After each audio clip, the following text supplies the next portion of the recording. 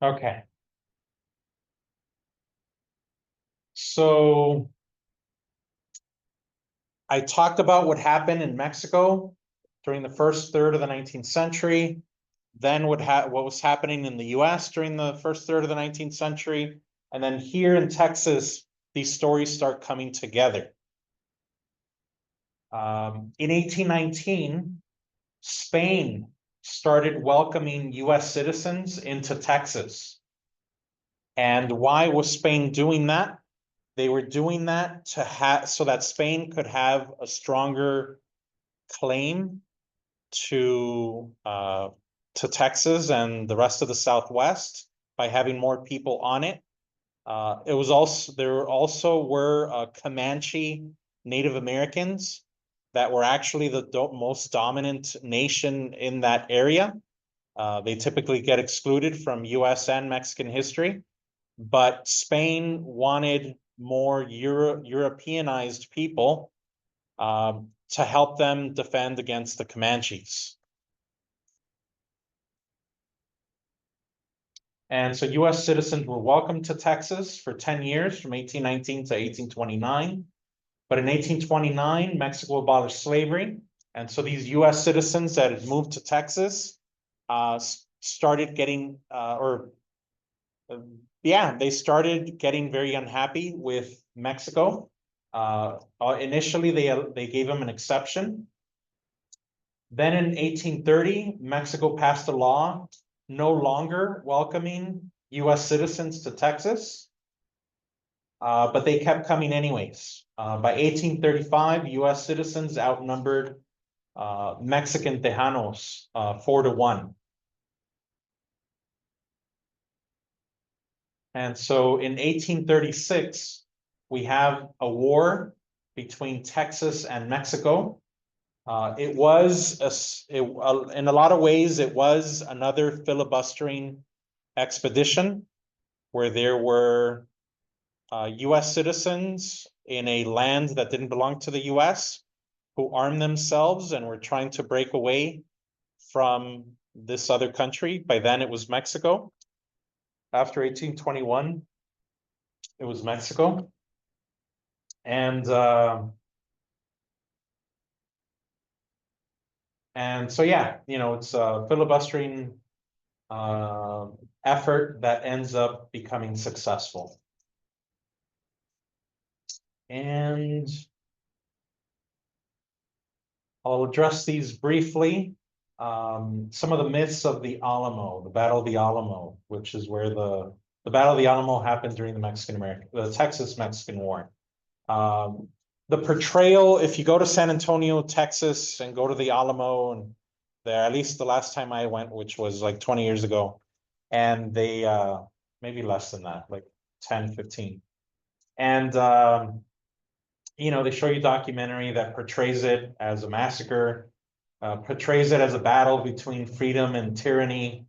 And so it was a massacre in the sense that all the combatants, all the people who fought against the Mexican army were killed. It wasn't a massacre in the sense that people were allowed to come and go. And in particular, slaves and women who were in there were also allowed to leave before and after the battle. And they were also warned, if you don't leave, the penalty is death. As far as freedom and tyranny, there's some truth to a lot of things. It did result in Texas becoming an independent country. So in that sense, it brought freedom. But their biggest issue, in a way, it's similar to the US Civil War and to other filibustering expeditions where, they showed up to territory that didn't belong to the US and they would say, we bring you freedom and independence and we're going to be in charge. And their biggest issue, the biggest freedom they wanted was the freedom to own slaves.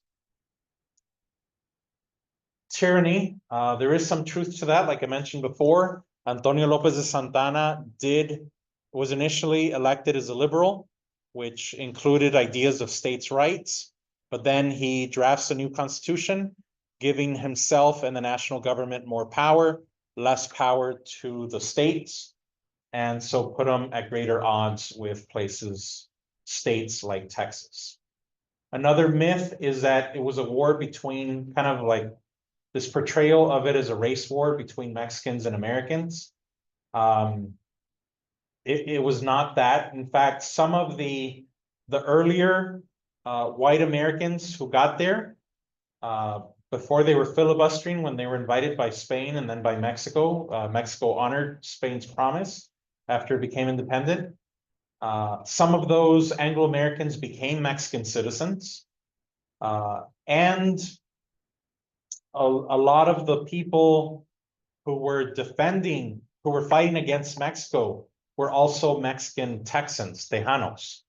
And so it's also inaccurate to portray it kind of as a race war. For Mexico, it was like a civil war.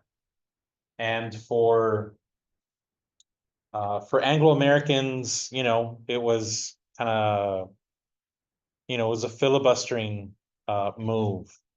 And what else was I going to say? Oh, also an interesting thing there is most of the defenders at the Alamo were people that arrived after Mexico outlawed continued immigration from the US. So most of the defenders in the Alamo were US citizen illegal immigrants in Mexico. And so, yeah, just to flip things a little bit there. All right, some of the heroes of the Alamo. William Barrett Travis was the guy in charge of the people who had some military training. They refer to them as the regulars. He was very much pro-slavery. In fact, at the Alamo during the fighting itself, he had a slave with him named Joe, and he would have Joe load his rifle or musket. And he had two rifles, and so he would shoot one, then exchange it with the one that his slave Joe had reloaded, and then shoot again to make it faster to fight. He ends up being one of the first people to die once the fighting started. There's James Bowie. Bowie was in charge of the people that didn't have military training. They referred to them as the volunteers. Bowie was there as a fugitive of the law because after the Louisiana Purchase, he falsified documents saying that he had millions of acres of Spanish land grant land in the Louisiana Territory.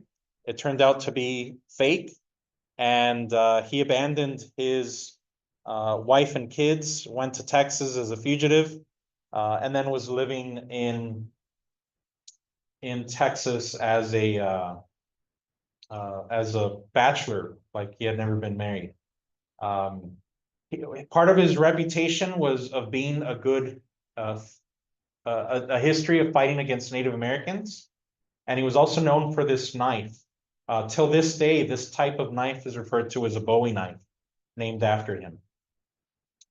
Then there's Davy Crockett. Davy Crockett is referred to by some historians as the first media celebrity in US history. He was one of the most famous people in the US at the time. His reputation was for being a frontiersman, interacting, living out in the frontier, interacting with Native Americans and such.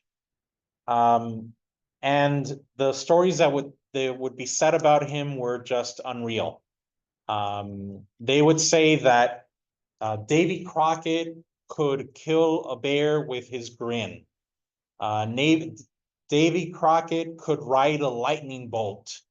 Just all these kind of larger than life things that would be said about him.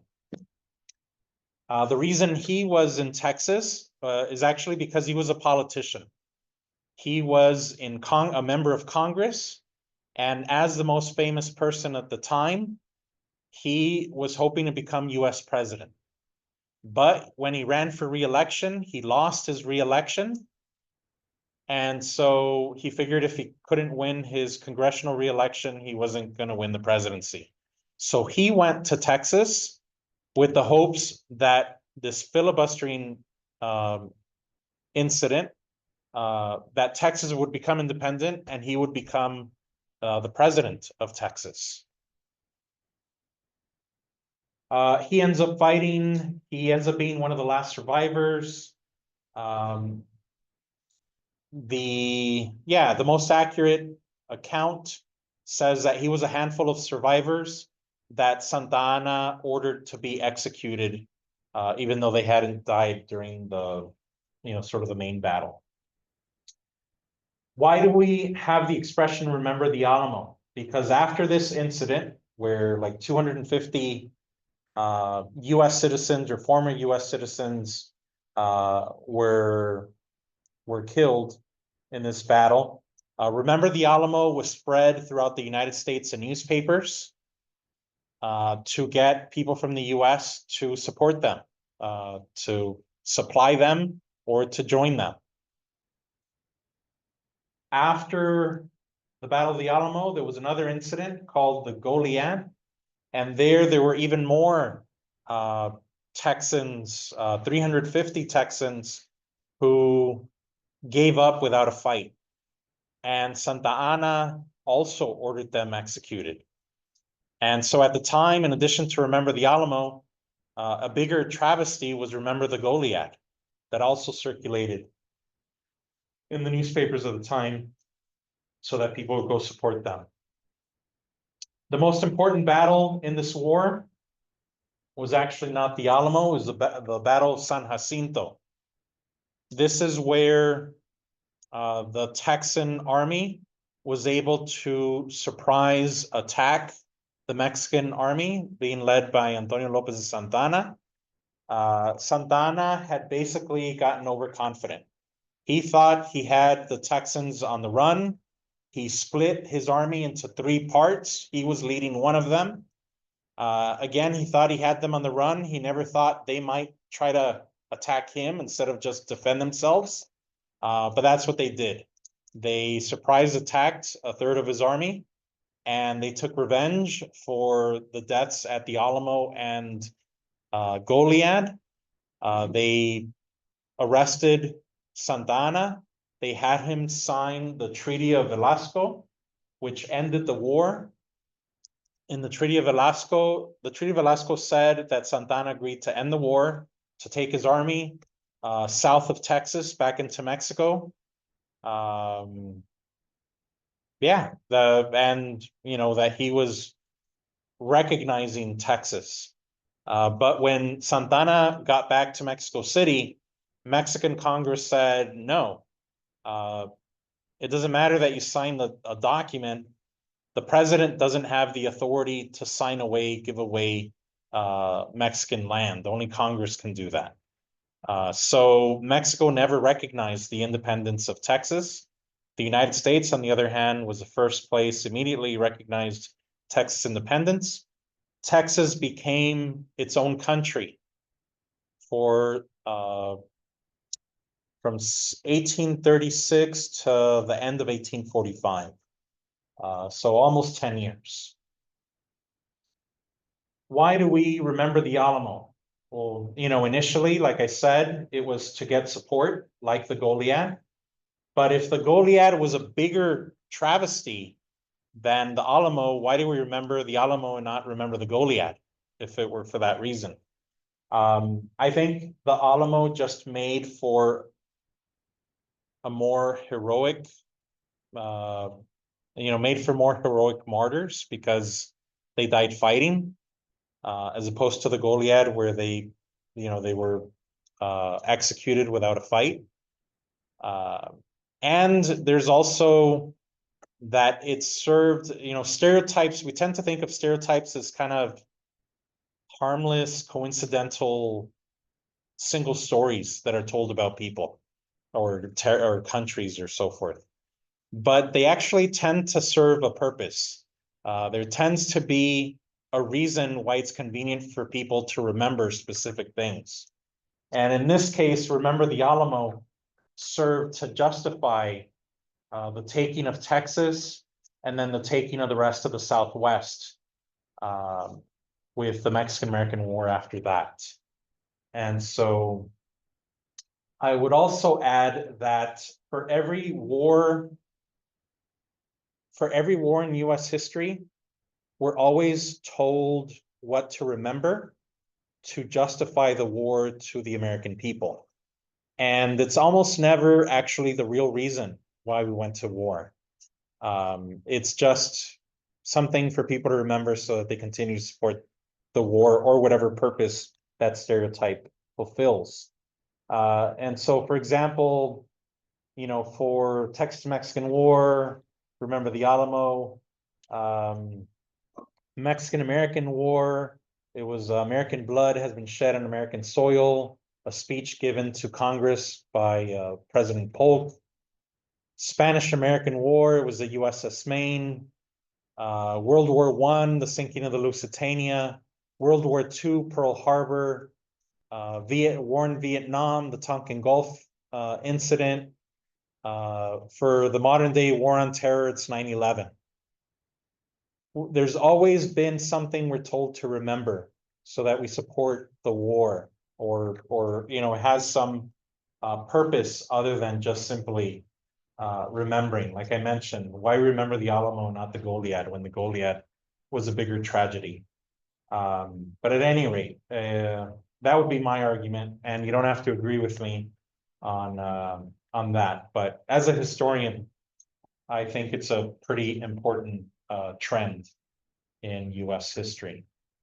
Last thing I want to bring up here.